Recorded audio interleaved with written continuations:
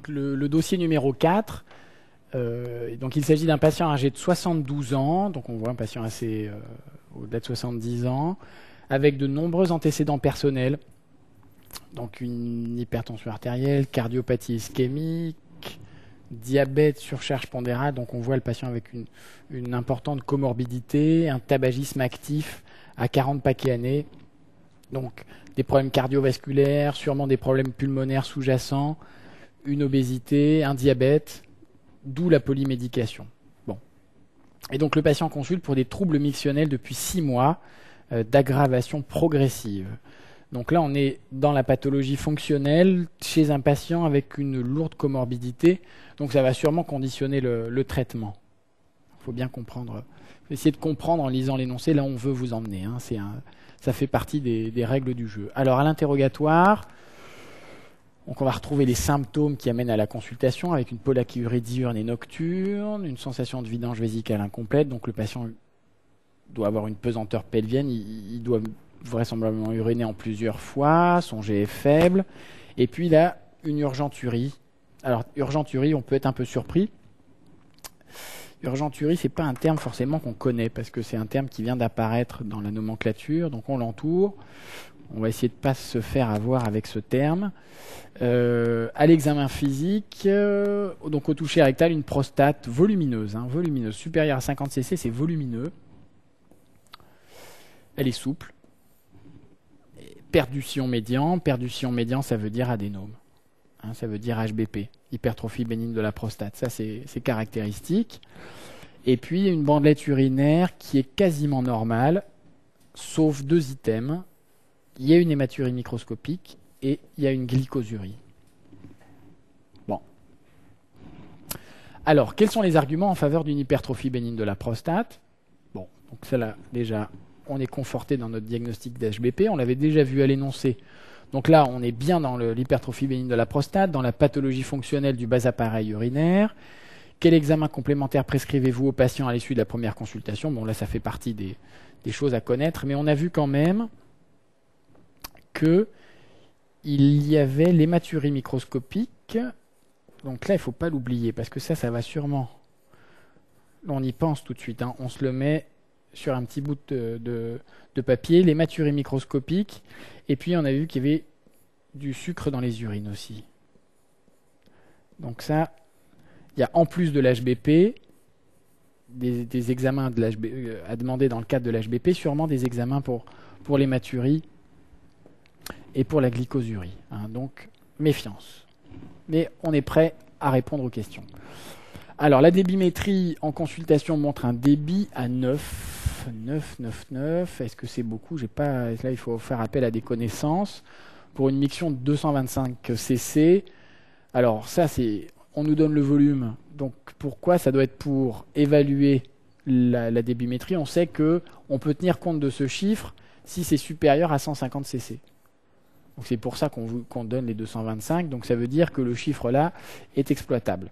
Donc on est d'accord. Peut-on proposer d'emblée un traitement chirurgical? Alors le patient est très gêné, mais il a une grosse comorbidité, donc on prend... Là, je ne sais pas trop, on va y réfléchir après. Alors, dysurie, je sais ce que c'est. Urgenturie, mince, il me demande évidemment le nouveau terme qui est apparu. Donc là, ça fait appel à des connaissances. On va voir à quoi ça peut correspondre. Le patient est perdu de vue, consulte en urgence 18 mois plus tard pour une rétention aiguë d'urine. Il n'a aucun traitement de fond de l'HBP, donc il a manifestement pas suivi le traitement qu'on lui a prescrit, ce qui est souvent le cas chez les patients qui sont polymédiqués. Il n'a pas de fièvre. Un cathétérisme urétral permanent est réalisé. Alors là, c'est un terme un petit peu barbare que l'on voit apparaître. On se dit, mince, qu'est-ce que c'est que ce terme, cathétérisme urétral permanent? C'est vrai que d'habitude, on utilise plutôt la terminologie sondage vésical, mais c'est vrai que le vocabulaire approprié, c'est celui-là. Et puis on évacue 700 cc d'urine. Quelle est l'autre modalité de drainage vésical? Donc là, on me demande une autre modalité de drainage vésical et de préciser ses contre-indications. Bon, ça, c'est des questions qui sont assez pratiques. Quel traitement médical de la rétention aiguë d'urine peut-on proposer? D'accord. Alors là, le traitement médical, ça, j'ai dû apprendre quelque chose là-dessus. Ça va doit aller. Et puis 24 heures après le cathétérisme urétral, le patient a des épisodes confusionnels. Alors il a 72 ans. 72 ans, il est confus et il a uriné 5 litres. Bon, là c'est pareil, il n'y a pas besoin d'avoir fait beaucoup d'années de médecine pour savoir que ça fait beaucoup. Quel est votre diagnostic? D'accord. Bon, alors, on commence à lire. Donc on voit bien, avant de se précipiter sur les réponses, un patient qui vient pour des troubles mictionnels en rapport avec une hypertrophie bénigne de la prostate, avec une comorbidité et qui va poser des problèmes thérapeutiques. Alors, quels sont les arguments en faveur d'une hypertrophie bénigne de la prostate? Alors, les arguments, qu'est-ce qu'on peut dire? Alors évidemment, il y a l'argument de fréquence. Ça, on y pense tout de suite. L'argument de fréquence, on sait que les troubles mictionnels chez les patients de plus de 50 ans, ça doit être 80% de la population. Donc, et l'hypertrophie bénigne de la prostate est très présente. Donc ça, l'argument de fréquence, on y pense tout de suite en mettant le terrain, l'homme âgé de plus de 50 ans. Ça va de pair. Donc on ne perd pas de points là-dessus. Et puis le patient, donc dans l'énoncé, on a vu qu'il avait des troubles mictionnels. Alors là, c'est pareil, il faut toujours essayer de retranscrire dans le jargon urologique, en utilisant la bonne terminologie, ce que l'on a vu dans l'énoncé. Il ne faut pas paraphraser. Donc on a des troubles mictionnels obstructifs, c'est la mauvaise vidange vésicale, c'est le G faible, c'est la pollakiurie. Donc les mots-clés, c'est troubles mictionnels obstructifs, par opposition aux troubles mictionnels irritatifs, que sont donc l'urgenturie et la pollakiurie. On voit que la pollakiurie, elle apparaît deux fois, on va voir pourquoi. L'hypertrophie prostatique au toucher rectal est quand même assez typique. La perte du sillon médian, on l'avait noté quand on avait lu l'énoncé, c'est caractéristique. Et puis on sait qu'une prostate, ça a quand même un volume bien inférieur à 50 cc lorsqu'elle est normale. Alors, on l'a vu, la pollakiurie est un signe qui peut être irritatif et qui signe une hyperactivité vésicale. Hyperactivité vésicale, c'est une vessie qui va jouer son rôle de réservoir, mais qui va entraîner des mictions de façon répétée. Et donc entraîner une pollakiurie. Ça peut se rencontrer dans le cadre de l'HBP. S'il existe un lobe médian, le lobe médian venant irriter le trigone, et donc on peut avoir une hyperactivité vésicale et une pollakiurie. Mais la pollakiurie peut également constituer un signe obstructif, puisque s'il existe un résidu post-mictionnel, eh bien la vessie va donc se remplir plus rapidement. Elle ne part pas de 0, mais de 150 ou 200 cc, et donc par conséquent, les mictions vont être plus fréquentes parce que la vessie se remplit plus rapidement. Alors, la prostate normale au toucher rectal, toujours difficile à apprécier. On va plutôt parler de prostate d'homme jeune. Une prostate d'un homme jeune, elle a un volume inférieur à 15 cc. Donc là, dans le cas présent, on voit que c'est supérieur à 50 cc, donc c'est plus de 3 fois la normale. Donc on est vraiment dans le cadre de l'hypertrophie bénigne de la prostate. Une prostate est souple, donc quand elle est hypertrophiée, elle garde sa souplesse. Et puis, on a un sillon médian qui est palpable. Vous vous rappelez, lors du dossier sur le cancer de la prostate, on a toujours cette image de la prostate en forme de cœur. Et puis, donc, il faut imaginer ce sillon entre les deux lobes de la prostate. Ce sillon est palpable au toucher rectal. Donc, il faut garder cette notion de sillon sur une prostate normale qui disparaît lorsqu'elle s'hypertrophie. Alors, le volume prostatique est difficile à évaluer. Ça, c'est quelque chose qui est une notion qui est importante à connaître. Il est difficile à évaluer et donc, par conséquent, si on doit choisir un traitement chirurgical par la suite, c'est toujours difficile de choisir la technique la plus adaptée au volume prostatique. Il est difficile à évaluer en clinique. Pourquoi? Parce que lorsque l'on fait le toucher rectal, eh bien, on n'a que la portion de la prostate qui est au contact du canal anal, et parfois lorsqu'il existe un lobe médian qui se développe sur la portion antérieure de la prostate, eh bien, on ne va pas pouvoir le palper. Et puis, en échographie, c'est toujours difficile. Pourquoi? Parce que la prostate a une forme très particulière, et donc il est difficile de l'assimiler à une forme géométrique connue, et donc très souvent on pêche par excès dans l'échographie, surtout lorsqu'il existe donc des déformations à type de lobe médian. Alors, L'HBP est donc un diagnostic clinique, hein, ça c'est très important, donc le toucher rectal encore une fois est fondamental. Il n'y a aucun examen complémentaire nécessaire à affirmer le diagnostic d'hypertrophie bénigne de la prostate. Et il n'y a pas de corrélation, hein, ça c'est aussi une notion très importante dans le cadre de l'HBP, entre le volume prostatique et le retentissement de l'hypertrophie bénigne de la prostate. Alors, je vous ai parlé de la notion de lobe médian. Je vais vous faire un petit schéma à ce sujet. Donc, on va dessiner une vue latérale du petit bassin. Donc ici, on va mettre en place la symphyse pubienne. On va mettre en place la vessie.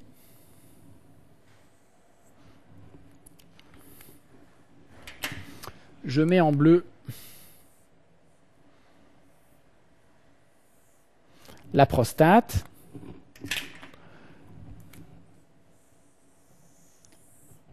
L'urètre en rouge, hein, avec l'urètre prostatique. Et donc le lobe médian peut correspondre, alors si donc le col de la vessie, il est ici, hein, on va le resurligner en rouge.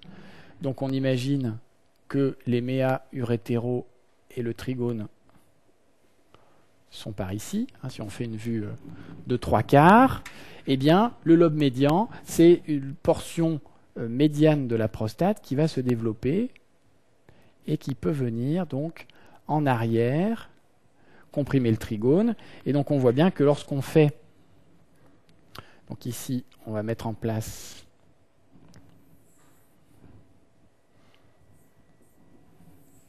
le canal anal, eh bien, au moment du toucher rectal, on n'a vraiment accès qu'à cette portion de la prostate, et tout ce qui se passe sur la portion antérieure de la prostate, eh bien, ne peut évidemment pas être évalué par le toucher rectal. Donc on a une mauvaise image du toucher rectal, une mauvaise, pas une mauvaise image, pardon, mais une mauvaise qualification des dimensions de la prostate, quantification des dimensions de la prostate, et même chose, lorsque la prostate donc a un lobe médian, donc on va avoir une prostate qui va avoir donc on va avoir les deux lobes, le lobe droit, le lobe gauche, et donc ce lobe médian qui va se développer en arrière et qui va venir irriter le trigone. Et donc là aussi on voit bien que si le radiologue, et c'est l'erreur la plus fréquemment faite, assimile la prostate en prenant ses grandes dimensions, eh bien il va largement majorer le volume de la prostate. Donc tout ça pour vous expliquer que l'évaluation du volume prostatique est difficile. Alors, la question 2. Quel examen complémentaire prescrivez-vous aux patients à l'issue de la première consultation justifiée? Alors, une échographie réno-vésicale avec mesure du résidu postmictionnel. L'échographie, surtout lorsqu'il existe des signes de dysurie, peut être intéressante pour rechercher un retentissement de l'adénome sur la vessie et éventuellement sur le haut appareil urinaire. Donc on va également demander une fibroscopie vésicale. La fibroscopie vésicale, elle est motivée par l'hématurie microscopique qu'on l'a vu.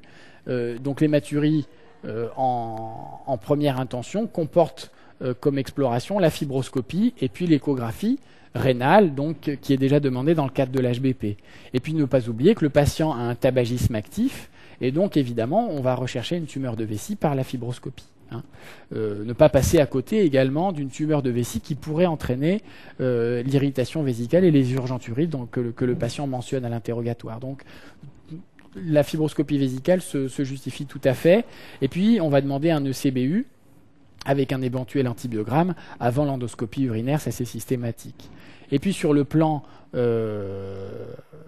biologique, donc on va demander un patient qui a une comorbidité importante, des troubles mictionnels, donc on va évaluer sa fonction rénale et son ionogramme sanguin. Et puis, on a vu, il a une glycosurie, donc on peut demander au minimum une glycémie à jeun, une hémoglobine glyquée, pour s'assurer que son diabète est bien équilibré.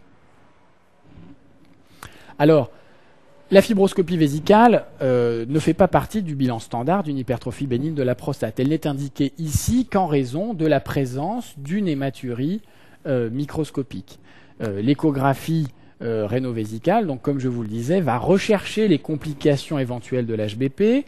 Donc si l'on a un obstacle sous-vésical, dans un premier temps, le muscle s'hypertrophie, le détrusor s'hypertrophie, donc on va avoir une vessie de lutte qui va apparaître, qui peut éventuellement s'accompagner de diverticules de la vessie.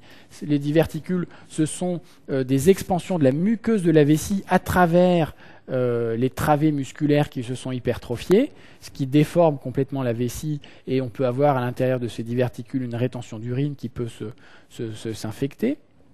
Et puis, on peut avoir à un stade plus important une dilatation des cavités rénales.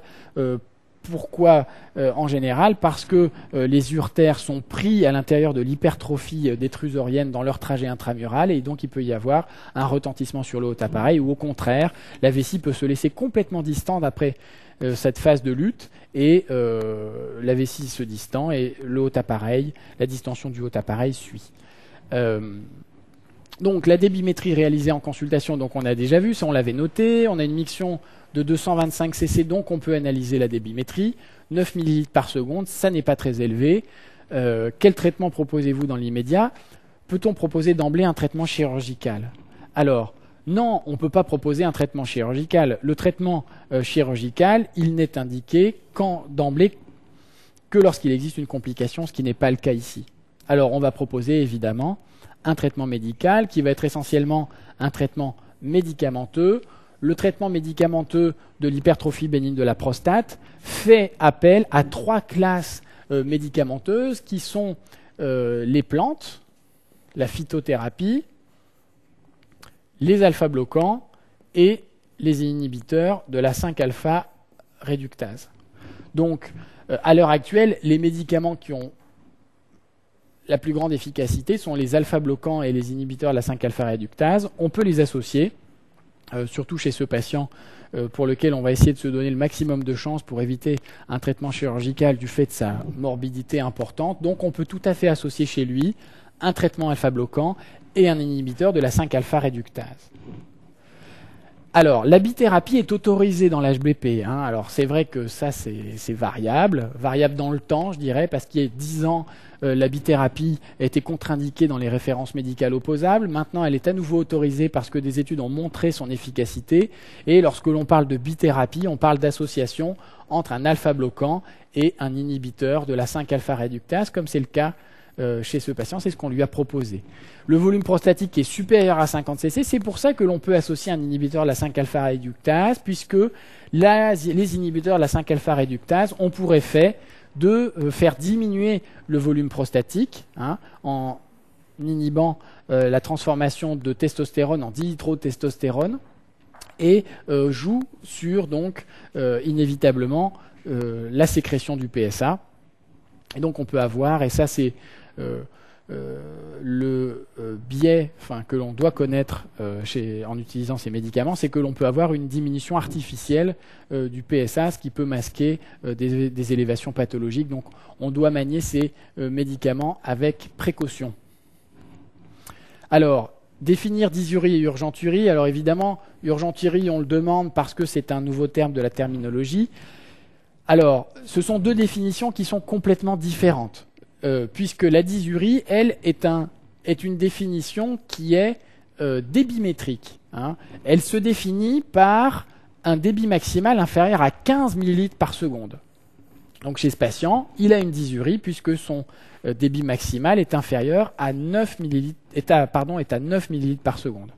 En revanche, l'urgenturie est-elle un nouveau terme que l'on utilise, qui a remplacé le terme d'impériosité missionnelle, et c'est une envie urgente d'uriner en l'absence de réplétion vésicale, c'est-à-dire qu'il est tout à fait physiologique d'avoir envie d'uriner lorsque la vessie est pleine, ça devient pathologique lorsque cette envie d'uriner survient, la vessie n'est pas pleine. Alors, la définition de la dysurie n'est pas clinique mais débimétrique, donc il faut bien faire attention à ça. Très souvent, le patient commence à avoir conscience de ses symptômes lorsque le débit maximal est inférieur à 10 ml par seconde, ce qui est le cas chez ce patient, très souvent entre 10 et 15. Il existe une dysurie débimétrique, mais elle n'est la plupart du temps pas clinique. En tout cas, le patient n'a pas de symptômes fonctionnels urinaires. Le terme urgenturie remplace dans la nouvelle sémantique le terme impériosité mictionnelle. C'est vrai qu'on comprend urgenturie. C'est vrai que si l'on est un petit peu désarçonné par ce nouveau terme, un petit peu de bon sens nous fait comprendre que dedans, il y a urgent, il y a uri. Donc manifestement, c'est des envies urgentes d'uriner. Donc on peut tout à fait s'en sortir si on ne connaît pas vraiment ce terme. Et c'est pour cela qu'il a été utilisé en remplacement d'impériosité mictionnelle qui paraissait un petit peu inapproprié. Parce que plus difficile de compréhension, je pense. Et donc il s'agit du symptôme principal de l'hyperactivité vésicale. L'hyperactivité vésicale qui est donc une contraction trop fréquente de la vessie, qui peut s'accompagner donc de besoins urgents, d'une pollakiurie. Et on l'a vu, cette hyperactivité vésicale peut exister dans l'HBP, surtout lorsqu'il existe un lobe médian irritatif, comme on l'a vu sur le schéma. Alors, quelle est l'autre modalité de drainage vésical? Préciser ses contre-indications. Bon, ça c'est très bateau. Il y a deux possibilités. On a vu dans le cadre du rein tout à l'heure les deux possibilités de cathétérisme. Eh bien, on a les mêmes au niveau de la vessie. Soit on a un drainage qui se fait par voie transcutanée, c'est le cathétérisme suspubien. Et donc, évidemment, quelles sont ces contre-indications? Il faut absolument qu'il y ait un globe vésical.